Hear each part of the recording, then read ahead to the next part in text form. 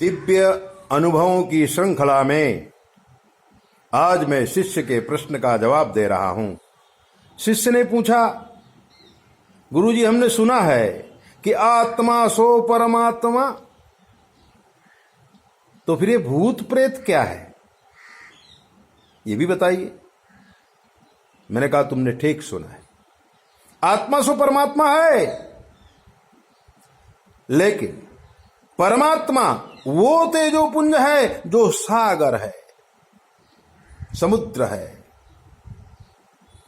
जैसे गंगा नदी वो परमात्मा है, लेकिन अगर उसी गंगा जल को आप एक लोटा में ले आइए तो वो गंगा जल है सही, लेकिन उसमें इतनी क्षमता नहीं है कि गटर में डाल देने से गटर का पानी गंगा जल बन जाए। लेकिन गंगा में वो क्षमता है कि गटर का पानी अगर गंगा में मिल जाता है तो थोड़ी दूर चल के वो गंगा जल बन जाता है। इतना ही फर्क आत्मा और परमात्मा में है। आत्मा परमात्मा है, लेकिन अंश है, एक पार्ट है, छोटा सा टुकड़ा है। जो परमात्मा है वो परमात्मा सर्वज्ञ है, और जो आत्मा है वो चिंगारी के रूप में आग से निकली हुई एक चिंगारी है। आग तो आग है, परमात्मा तो परमात्मा है, लेकिन जो आत्मा है वो पंच भूत का शरीर धारण करके जगह जगह घूम रही है। न वो स्त्री है न वो पुरुष है, वो सिर्फ आत्मा है। मरने के बाद स्त्री और पुरुष का बोध चला जाता है। तो गुरुजी भूत क्या है? आत्मा से ही तो भूत बनते हैं। हमने कहा हां, ये भ्रम है कि भूत होता है।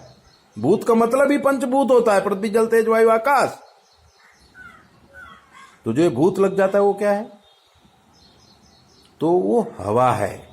सुना भी होगा तुमने कि ऊपर की हवा लग गई है, ऐसा कहा जाता है, आपने सुना भी होगा। तो आप ये बात समझ लीजिए कि इस दुनिया में, इस सृष्टि में भगवान ने 49 टाइप की हवा बनाई है। हरि प्रेरित तेहि अवसर चले मरुत 49, सुंदरकांड में तुलसीदास जी ने कहा है। जब रावण की लंका में आग लगाई गई तब परमात्मा की प्रेरणा से 49 पवन एक साथ चल दिए और पूरी सोने की लंका खाक हो गई। ऐसे ही हमारे शरीर में 5 प्राण वायु परमानेंटली रहती है। कौन कौन सी? प्राण, अपान, व्यान, समान और उदान। ये 5 हवा रहती है शरीर में। लेकिन जब छठी हवा प्रवेश करती तो मन विचलित हो जाता है। जैसे आप अतर की फैक्ट्री में जाओ तो वो जो सुगंधित हवा आएगी उससे आपका मन विचलित होगा। प्रसन्नता भी हो सकती है, खराबी भी हो सकती है। लेकिन जब किसी मलमूत्र के आसपास जाएंगे या किसी गंदे से लेटरिन में जाएंगे तो आपको कुछ अलग हवा लगेगी, गंदी हवा लगेगी, आपका मन विचलित होगा। ठीक इसी प्रकार से जो दुष्ट आत्माएं होती हैं, जिन्होंने अपने जीवन में अच्छे काम नहीं किए, उन लोगों की जो आत्माएं होती हैं वो दुष्ट होती ही हैं।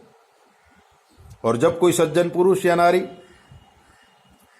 उसके संपर्क में आ जाता है इनके इन प्रकार ना, कभी मंत्र के द्वारा, कभी नजर के द्वारा, कभी कोई क्रिया के द्वारा, तो शरीर में घुस जाता है।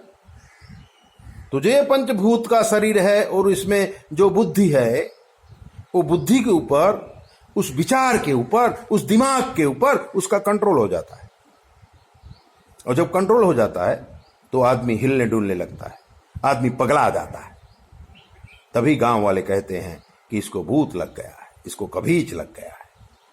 हकीकत में न वो भूत है, न वो खपीच है, न वो प्रेत है, वो हवा है जो आपके दिमाग को बर्बाद कर चुकी है।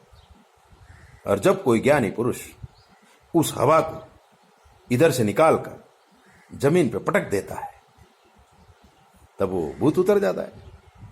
तो आत्मा सो परमात्मा है, लेकिन आत्मा एक टुकड़ा है और परमात्मा संपूर्ण पूर्ण है। वो परमात्मा कभी अपूर्ण नहीं होता है। जैसे सागर में कितना भी पानी जाए, सागर न बढ़ता है, सागर न घटता है, ऐसे ही परमात्मा है और ऐसे ही आत्मा है। आत्मा और परमात्मा और भूत प्रेत के विषय में ये आपको सही ज्ञान बताया गया।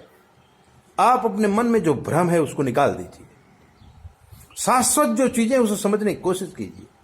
और ऐसा ही कुछ समझना चाहते हैं तो 9825200108 पर संपर्क करके कुछ भी पूछ लीजिए।